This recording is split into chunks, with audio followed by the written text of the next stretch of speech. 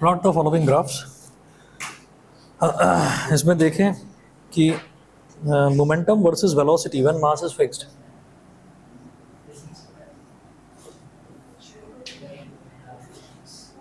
Momentum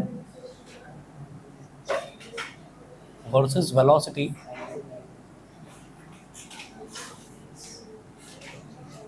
when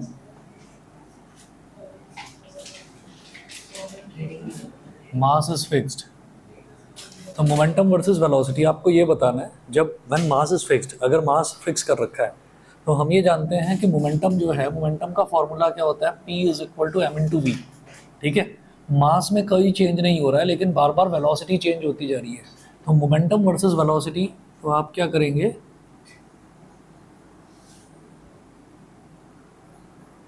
आप example के तौर पर यहाँ पर ऐसा कर देंगे कि इधर तो आपने ले लिया वेलोसिटी, यहाँ पर लिखेंगे मीटर पर सेकंड,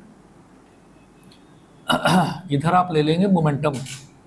मोमेंटम का फॉर्मूला होता है, सॉरी यूनिट होती है किलोग्राम मीटर पर सेकंड, ये होता है मोमेंटम की यूनिट। अब इसके बाद यहाँ पर हमारे पास ये जो है, दिस इज ओरिजिन, ये ओरिजिन है। तो यहाँ पर हम ये कहेंगे let m is equal to 1 kilogram. उन्होंने कहा ना व्हेन मास इज फिक्स्ड, तो मास को बिल्कुल आसान सा रख लीजिए,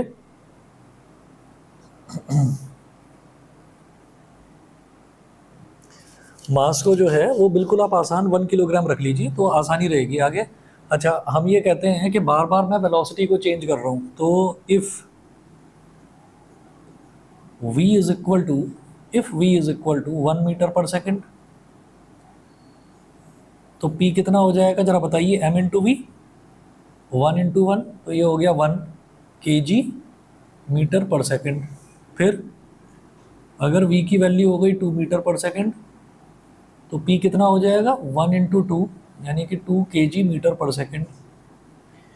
और फिर आपने क्या करा, और ये इसको ना अलग अलग वैल्यूज दे दीजिए, इसको बोलो v1 v2 v3, तो जो p1 p2 और p3 वो निकलेगा।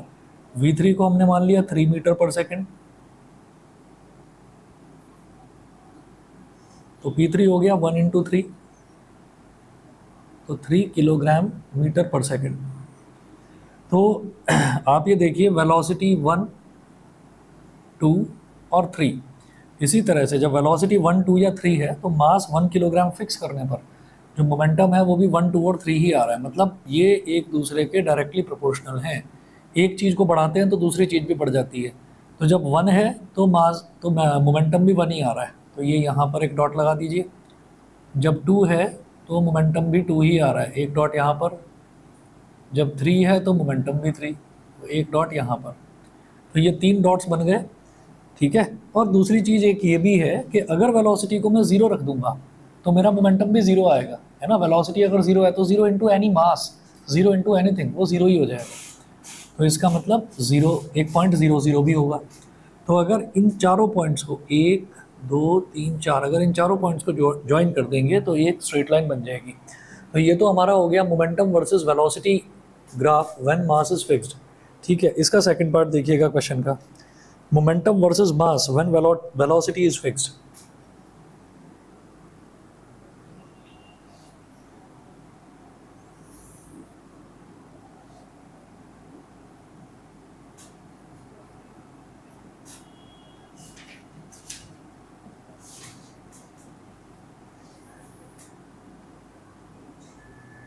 Momentum versus mass when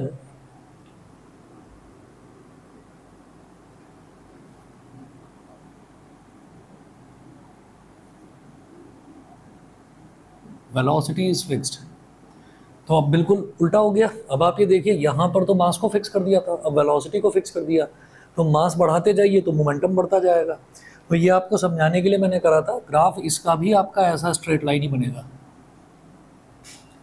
इधर मास हो गया और इधर मोमेंटम हो गया, ठीक है।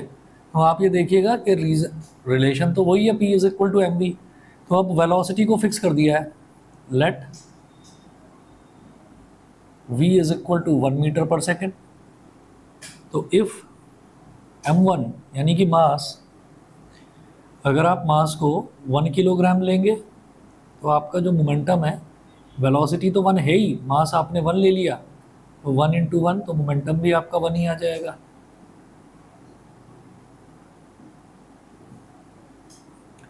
अगर मास को आप 2 किलोग्राम लेंगे तो जो मोमेंटम है वो 1 × 2 यानी कि 2 किलोग्राम/मीटर/सेकेंड, तो मोमेंटम भी 2 आ जाएगा। अगर मास को 3 किलोग्राम लेंगे तो मोमेंटम भी आपका 3 kg/मीटर/सेकेंड आएगा, ठीक है।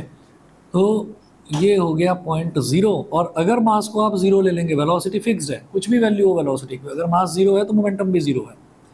तो फिर वही चीज़ के 1 पर 1 मिल रहा है, 2 पर 2 मिल रहा है, 3 पर 3 मिल रहा है, इसी तरह से 4 ट्राई करेंगे तो 4 पर 4 मिलेगा, तो 1 पर 1 मिल रहा है, ये डॉट लगाया।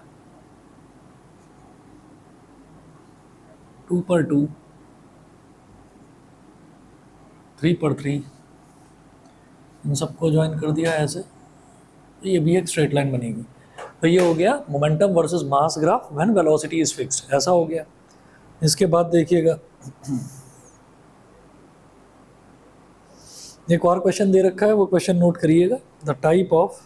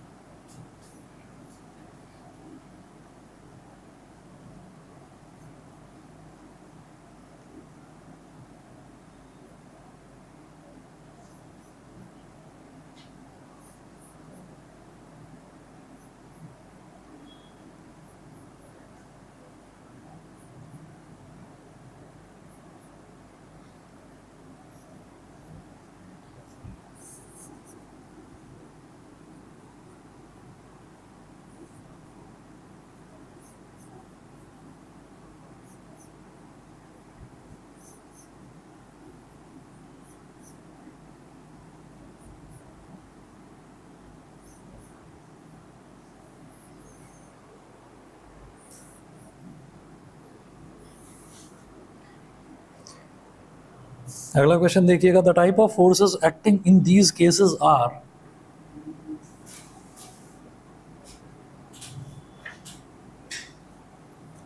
The type of forces acting in these cases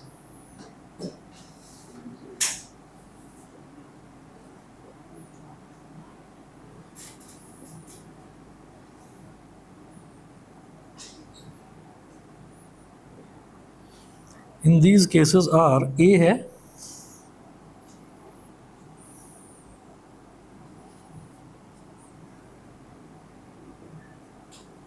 ए के आगे केस 1 भी लिखा हुआ है, अनबैलेंस्ड,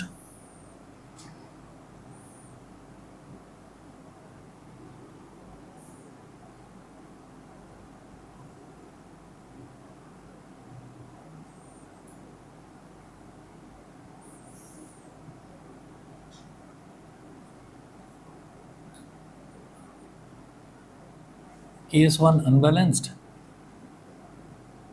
केस 2 बैलेंस्ड,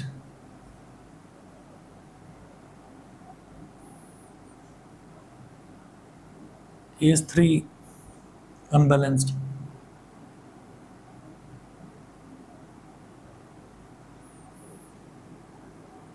ऐसे ही बी है केस 1 बैलेंस्ड,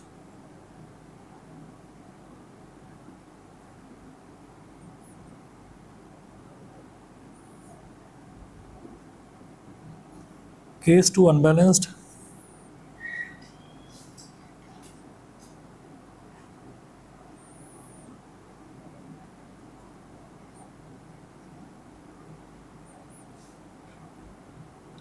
और केस 3 भी अनबैलेंस्ड। सी है केस 1 बैलेंस्ड,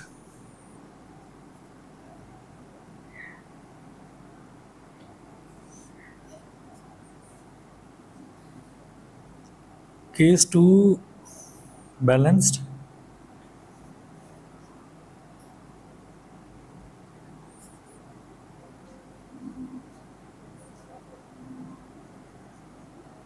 और केस 3 अनबैलेंस्ड। डी है केस 1 अनबैलेंस्ड,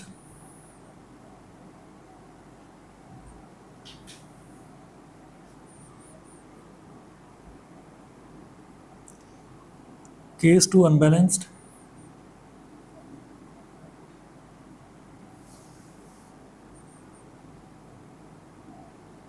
और केस 3 अनबैलेंस्ड।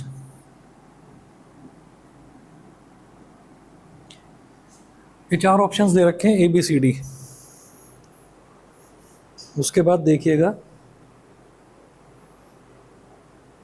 और 3 केसेस दे रखे हैं, हर एक में 3 केसेस हैं, केस 1, केस 2, केस 3। अब जरा केस 1, केस 2 और केस 3 के ग्राफ्स देख लीजिए।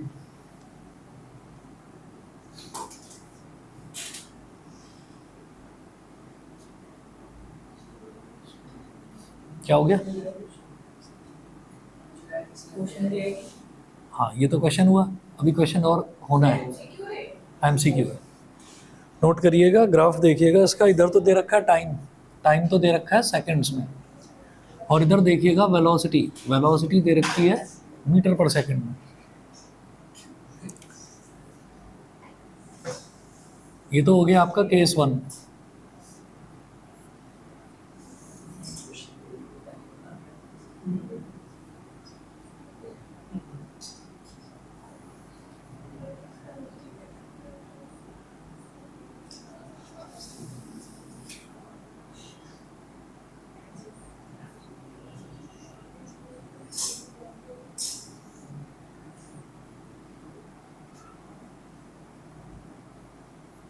केस 2,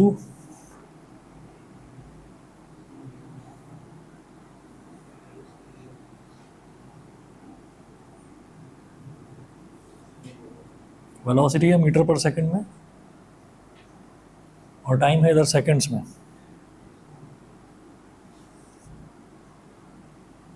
एक ये ग्राफ दे रखा है। अब आप ये देखिएगा कि इसमें ये पूछ रहे हैं कि the type of forces acting in these cases are, तो केस 1 में बताइए अनबैलेंस्ड फोर्स है या बैलेंस्ड फोर्स है? टाइम बढ़ता जा रहा है लेकिन वेलोसिटी पर कोई फर्क नहीं पड़ रहा है, वेलोसिटी कांस्टेंट है ना? बैलेंस्ड है या अनबैलेंस्ड है? बैलेंस्ड है।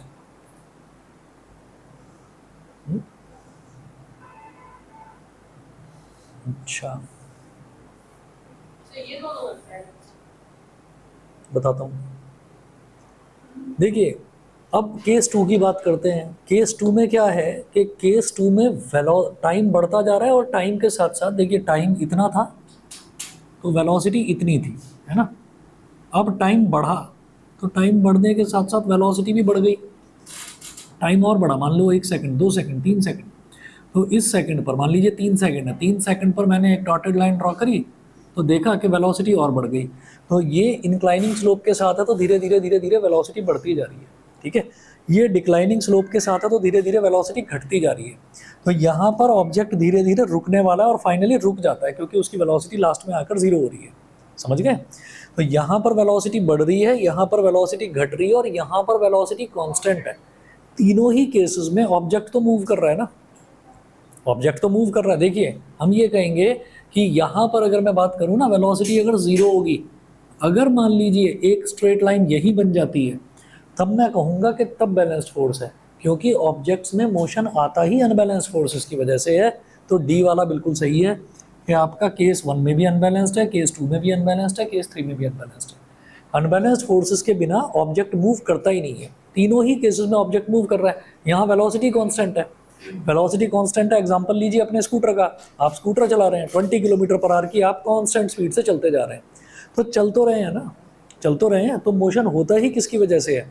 अनबैलेंस्ड फोर्स की वजह से कि आपका स्कूटर का जो इंजन है वो इतना इतना फोर्स लगा रहा है कि वो फ्रिक्शन की फोर्स को ओवरकम कर पा रहा है, तभी वो चल पा रहा है। तो this is called unbalanced force. और यहाँ पर क्या है, यहाँ पर ये वो वाला केस है जब आप अचानक से स्पीड बढ़ानी शुरू करते हैं कि अभी 10 किलोमीटर पर आवर थी, फिर 12 हो गई, फिर 14, फिर 15, 16, 17, 18, धीरे धीरे बढ़ती जा रही है स्पीड। तो इस केस में भी लगातार मोशन में है। तो ऑब्जेक्ट जो है बैलेंस्ड और अनबैलेंस्ड का डिफरेंस सिर्फ इतना ही है कि अगर बैलेंस्ड फोर्सेस लगी हुई है ना किसी भी ऑब्जेक्ट पर तो वो रुका हुआ है, फिर वो मूव नहीं करेगा। और अगर अनबैलेंस्ड फोर्स लगी हुई है, अगर अनबैलेंस्ड फोर्स लगी हुई है तभी वो मूव करेगा। बताइए जी, क्लियर? अभिराज क्लियर है? Yes sir. ठीक है, चलिए जी। इसके बाद आप हेडिंग डालेंगे। अगर और किसी बच्चे का डाउट हो तो वो बता दीजिए, नहीं तो मैं नेक्स्ट टॉपिक कराता हूँ। मैंने मोल्स ऑफ एटम्स वाला करवाया था, अब मैं नेक्स्ट मोल्स ऑफ मॉलिक्यूल्स वाला करवाऊंगा, मोल्स ऑफ मॉलिक्यूल्स। तो हेडिंग डालेंगे, ये मिटा रहा हूँ पूरा।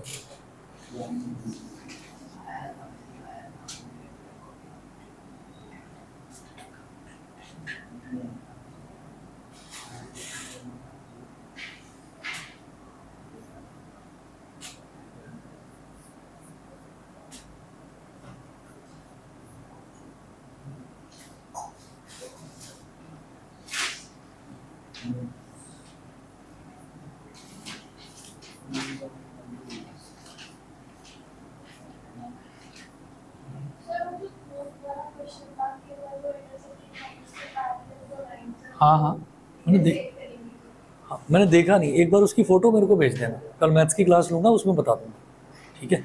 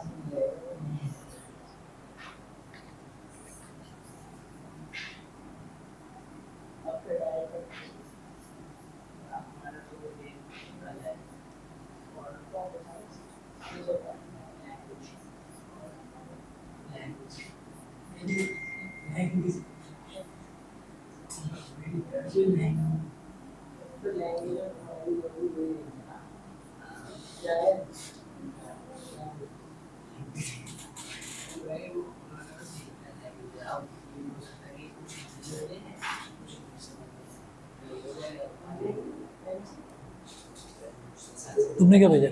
अच्छा ओके, ठीक है। हेडिंग डालिएगा problems based on moles of molecules. भाई आगे देखो, problems based on moles of molecules.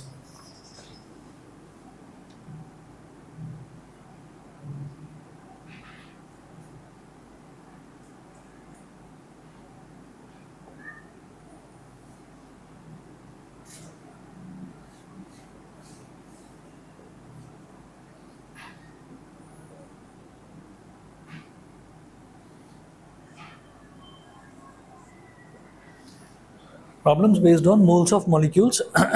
इसमें भी क्या है, तीन जो मोल कॉन्सेप्ट हमने देखा था उसके तीन फॉर्मूले यहाँ पर भी लगेंगे। पहला, 1 mole of molecules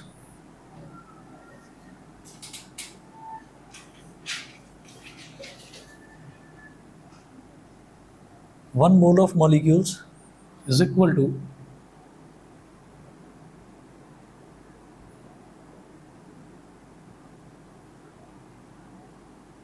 gram molecular mass. इसका मतलब वहां पर हमने क्या देखा था, मोल कॉन्सेप्ट जो एटम्स वाला था, 1 mole of atoms is equal to gram atomic mass. इसमें क्या, 1 mole of molecules is equal to gram molecular mass. Second देखेंगे, 1 mole of molecules is equal two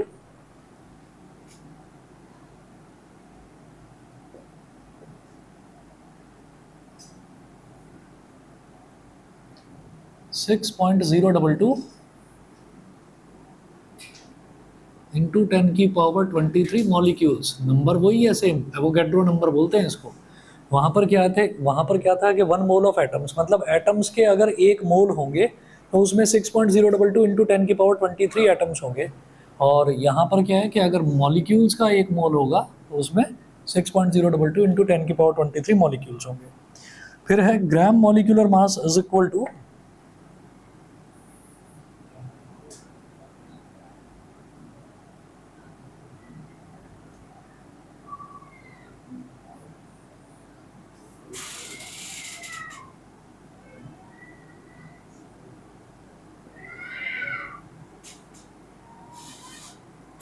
into 10⁻23 molecules. ये हो गया, ठीक। तो ये तो रिलेशन है 3, और इसमें कुछ भी नहीं है। आप ये देखिए तीसरे वाले रिलेशन में ऐसा कुछ भी नया नहीं है। इसमें क्या है कि 1 मोल ऑफ मॉलिक्यूल्स उसके ग्राम मॉलिक्यूलर मास के बराबर है, 1 mole of molecule 6.022 into 10⁻23 molecules के बराबर है, तो ये दोनों भी आपस में बराबर होंगे। 1 मोल जब इसके भी बराबर, 1 मोल जब इसके भी बराबर, तो ये दोनों आपस में बराबर होंगे। समझ गए? तो वही लिखा है तीसरे रिलेशन में कि gram molecular mass is equal to 6.022 into 10⁻23 molecules. ठीक है, अब इसके क्वेश्चंस देखिएगा। इसके क्वेश्चंस क्या हैं? पहला क्वेश्चन देखिए, what is the mass of each one of the following. पहले क्वेश्चन में तो वो मॉलिक्यूलर मास निकलवा रहे हैं सबका, नोट करें। What is the mass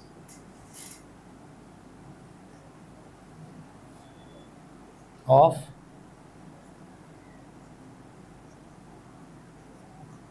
each one of the following।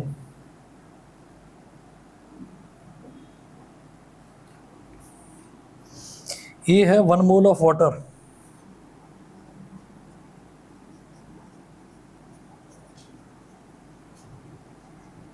ए है 1 मोल ऑफ वाटर, ब्रैकेट में लिखिएगा H2O। ये है वाटर का फॉर्मूला। बी है 1 mole of ethanol,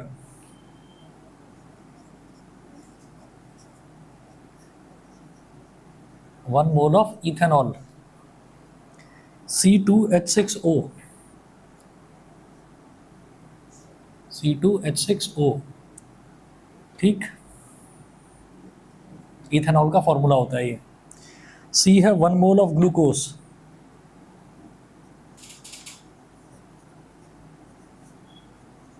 one mole of glucose. इसका है C6H12O6, ग्लूकोज का फॉर्मूला C6H12O6। डी है 1 mole of cane sugar,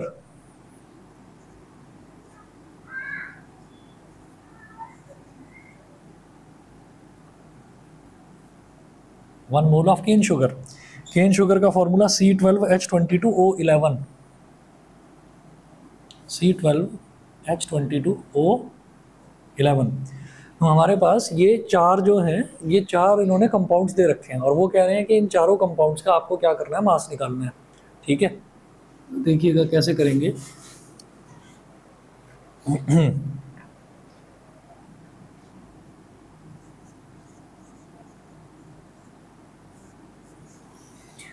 one mole of water, तो 1 मोल ऑफ वाटर में ये पूछ रहे हैं कि भाई आप ये बताइए 1 मोल ऑफ वाटर में कितना मास होगा। ठीक है, तो हमें सबके इनके ना एटॉमिक मासेस याद होने चाहिए। तो आप ये देखिएगा कि जो ए पार्ट है इसमें वो पूछ रहे हैं आपसे मॉलिक्यूलर, बेसिकली वो आपसे पूछ रहे हैं कि मॉलिक्यूलर मास बताइए। होता क्या है, 1 मोल ऑफ वाटर, तो 1 मोल किसी भी कंपाउंड का या किसी भी मॉलिक्यूल का, मॉलिक्यूल बोलो कंपाउंड बोलो एक ही बात है। ठीक है, मॉलिक्यूल का भी फॉर्मूला होता है, कंपाउंड का भी फॉर्मूला होता है। तो 1 मोल ऑफ वाटर की अगर बात कर रहे हैं तो 1 मोल ऑफ वाटर वो ग्राम मॉलिक्यूलर मास ऑफ वाटर के बराबर होगा। ठीक है ना, तो वो इनके सबके मास पूछ रहे हैं। तो हम ये कहेंगे कि 1 mole of water has mass equal to gram molecular mass of water, has mass equal to gram molecular mass of water. तो ग्राम मॉलिक्यूलर मास क्या होगा वाटर का? भाई वाटर का एटॉमिक मास होता है, सॉरी हाइड्रोजन का एटॉमिक मास 1 होता है, तो उसके आगे 2 लिखा हुआ है, तो कितना हो गया 1 × 2, प्लस ऑक्सीजन यानी कि O का एटॉमिक मास कितना होता है 16, तो 16 O के आगे कुछ नहीं लिखा हुआ तो वो सिर्फ 16 ही है, तो 1 इंटू 2 कितना हो गया 2, और 2 प्लस 16 ये कितना हो गया 18 ग्राम्स, 18 ग्राम्स। ठीक है, तो 1 मोल ऑफ वाटर हैज़ मास, तो उसमें कितना मास हो जाएगा, किसी भी एक मोल के अगर किसी भी कंपाउंड की बात करें जाए तो उसमें कितना मास होगा, अपने खुद के ग्राम मॉलिक्यूलर मास के बराबर होगा। समझ गए। अब इसी तरीके से इथेनॉल, इथेनॉल क्या होता है, ये स्पिरिट होती है ना, स्पिरिट, जैसे कहीं चोट लग जाती है या डॉक्टर को इंजेक्शन लगाना होता है, बड़ी गंदी सी स्मेल आती है उसकी, जिससे पहले वो चोट को साफ करते हैं पहले, है ना, तो वो इथेनॉल, जलन भी होती है उसको लगाने से, दैट इज कॉल्ड इथेनॉल। तो इथेनॉल का फॉर्मूला है C2H6O।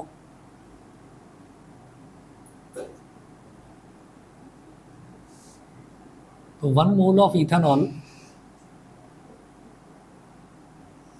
1 mole of ethanol has mass equal to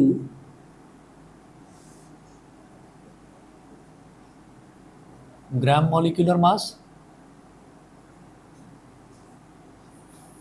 of, यही C2H6O, इथेनॉल का फॉर्मूला है C2H6O। तो कार्बन का एटॉमिक मास 12 और उसके कितने एटम्स हैं, 2 एटम्स हैं, तो 12 इंटू 2, प्लस हाइड्रोजन का एटॉमिक मास 1 इंटू 6, ऑक्सीजन का एटॉमिक मास 16, हो गया 16, तो 12 2 ज़ा 24, 1 6 ज़ा 6 प्लस 16। ठीक है, तो 24 प्लस 6 कितना हो गया 30, 30 प्लस 16 कितना हो गया 46 ग्राम्स। तो अगर एटॉमिक मास की जो टेबल बनवाई थी, अगर एटॉमिक मास आपको याद है तो फिर इसको निकालने में कोई प्रॉब्लम नहीं आने वाली। ठीक है, तो वो याद कर लेना। इसके बाद सी पार्ट देखिएगा, सी पार्ट में क्या है, 1 मोल ऑफ ग्लूकोज,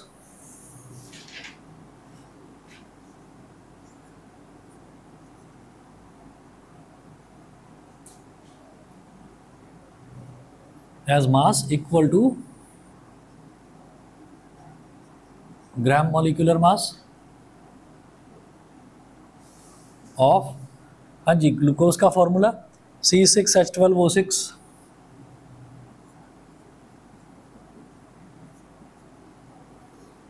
ठीक है। कार्बन का एटॉमिक मास 12 होता है तो 12 इंटू 6, हाइड्रोजन का 1 होता है तो 1 इंटू 12, ऑक्सीजन का 16 होता है तो 16 इंटू 6, तो भाई 12 6 ज़ा 72। ठीक है, याद रखना है आपको, कार्बन का 12 होता है, हाइड्रोजन का 1 होता है, ऑक्सीजन का 16 होता है, तो 72, 1 इंटू 12 इज 12, और 16 6 ज़ा 96, सबको ऐड कर दीजिए, 2 + 2 4 + 6 10, 1 carry, 1 + 7 8 + 1 9 + 9 18, 180 grams.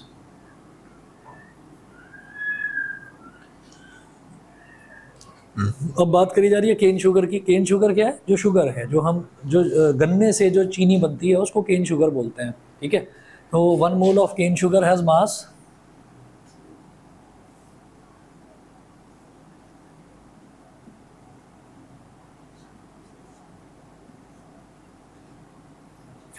equal to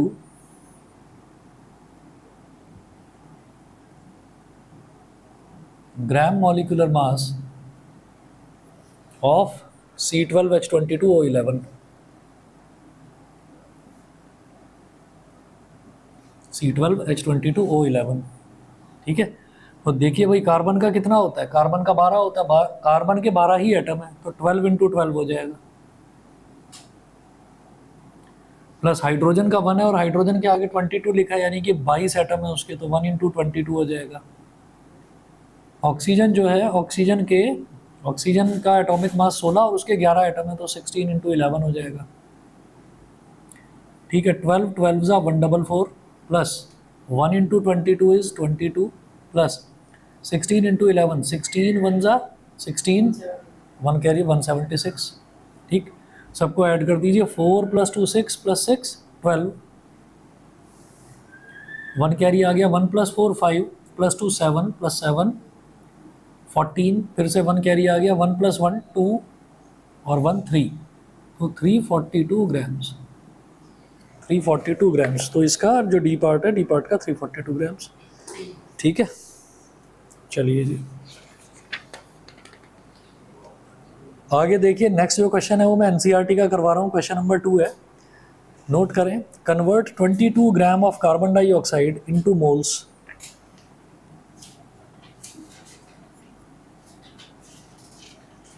convert 22 grams of convert 22 grams of carbon dioxide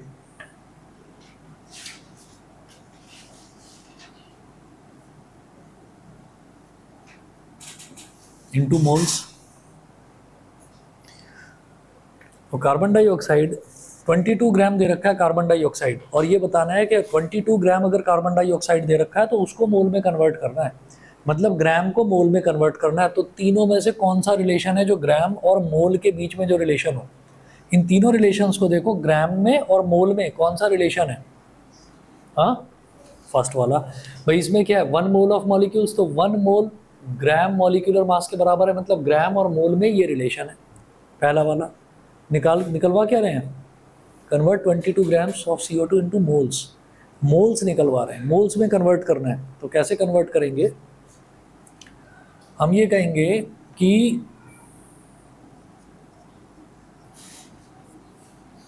जो भी हमको निकालना होता है उसको हमें राइट हैंड साइड में रखना होता है। तो पहले रिलेशन में ग्राम लिखा हुआ है राइट हैंड साइड में, लेकिन मुझे तो मोल निकालना है, तो पलट कर लिखो, मोल को राइट हैंड साइड में लिखो। यहां लिखेंगे gram molecular mass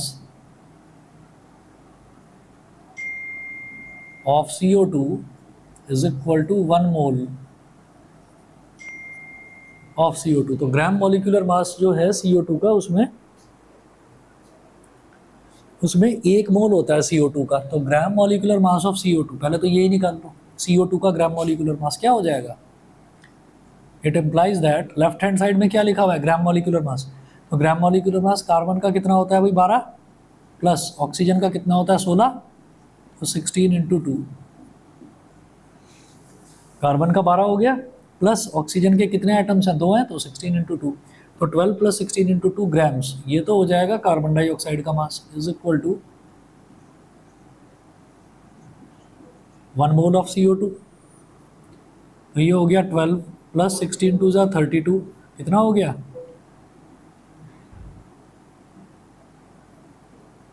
1 mole of CO2। तो ये 44 हो गया, तो 44 ग्राम में 1 मोल हो गया, 1 मोल ऑफ CO2 44 ग्राम में। तो भाई 1 ग्राम में कितना होगा,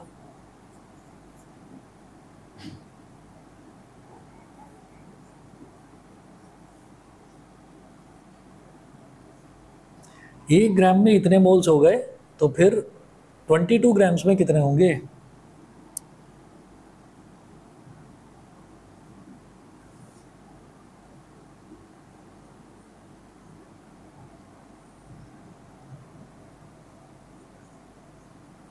ट्वेंटी टू वन ज़ा 22 टू ज़ा हाफ मोल ऑफ CO2, इसका आंसर है हाफ मोल।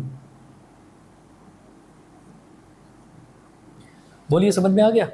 हमें सिर्फ यही देखना होता है कि हमें रिलेशन कौन सा यूज़ करना है, बस इतना हमको पता चल गया। और एटॉमिक नंबर वो मैंने ज़्यादा नहीं लिखवाए, 12-13 ही हैं बस एलिमेंट्स। तो अगर वो एटॉमिक नंबर आपको याद है तो फिर आपके लिए कोई प्रॉब्लम नहीं आने वाली यहाँ पर। बताइए भाई, अभिराज, रुद्रांश, देवांग, सभी को क्लियर है? Yes, sir. ठीक है, चलिए जी आगे चलते हैं। पानी चाहिए, अभी देते हैं। अच्छा, अगला क्वेश्चन देखिएगा, what is the mass of 0.5 mole of water. नहीं नहीं, पीछे नहीं रखा है, मैं दे दूंगा अभी लाकर।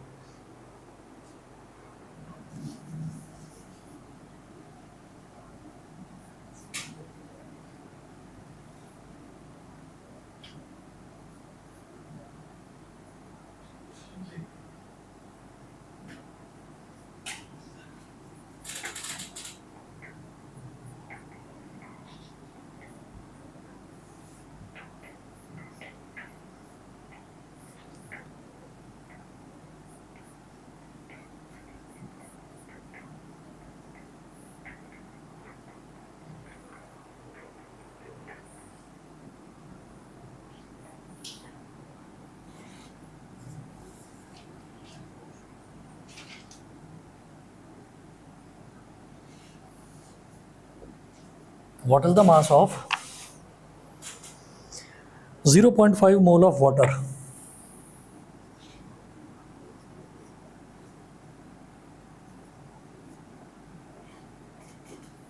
What is the mass of 0.5 mole of water? यानी कि H2O.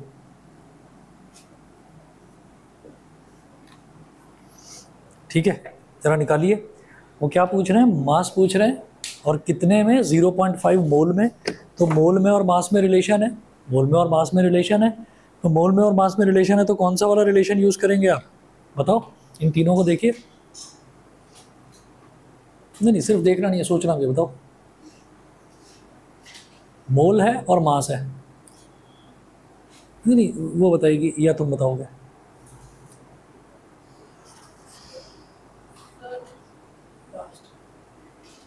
नहीं, मोल है. इसमें मोल कहाँ दे रखा है? इसमें इतने मॉलिक्यूल्स हैं और ग्राम मॉलिक्यूल. तो मास तो दे रखा है, मास तो दे रखा है, लेकिन मोल नहीं है. और सोचो. हाँ, तुम बताओ. फर्स्ट है. तुम बताओ. फर्स्ट है. समझ गए? क्योंकि यहाँ पर क्या दे रखा है? मोल दे रखा है. और इधर क्या दे रखा है? मास दे रखा है. ठीक है. तुम तो सोचने का काम करते ही नहीं हो क्या? इसने बोला था कुछ या वैसे ही मन मन में बोला? मन तुम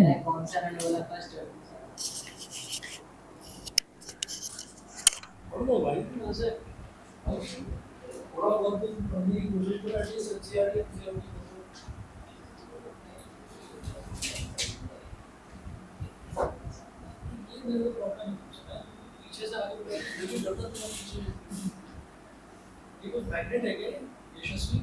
ये हर्ष जो है ये भी इसके पास कुछ कहता रहता है, इसके पास डायरेक्टली मुझे बता दो.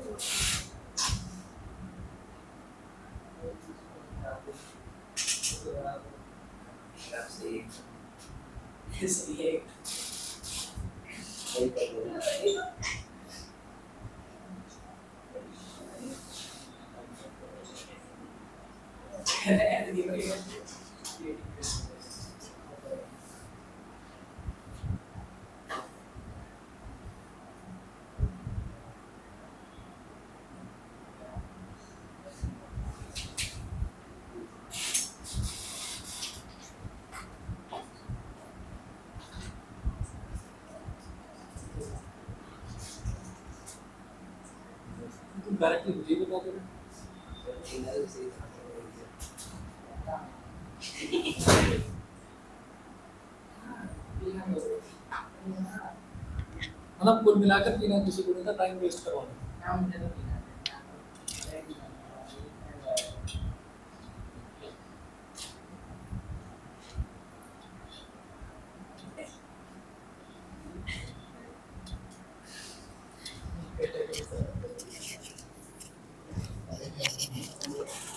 तो आंसर निकाला क्या किसी ने? कोशिश करी? कोशिश ही नहीं करी होगी.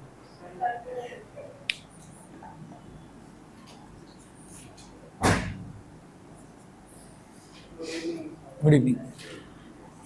1 मोल ऑफ वाटर निकालना है. इस बार क्या मास निकालना है, तो उसको राइट हैंड साइड में रहने देंगे. 1 मोल ऑफ वाटर या H2O लिखो.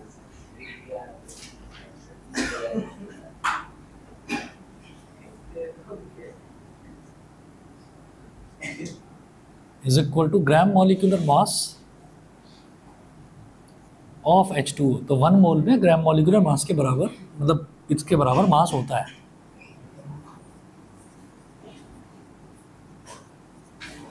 1 mole of H2O is equal to gram molecular mass कितना होगा H2O का, हाइड्रोजन का atomic mass 1, good evening, 1 into 2, oxygen का 16,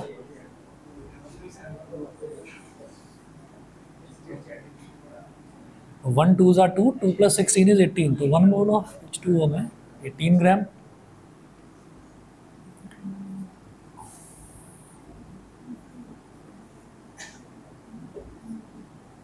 जीरो 0.5 में कितना होगा, 0.5 इंटू 18, 9 ग्राम। ठीक है, इतना करिए, बाकी कल देखते हैं।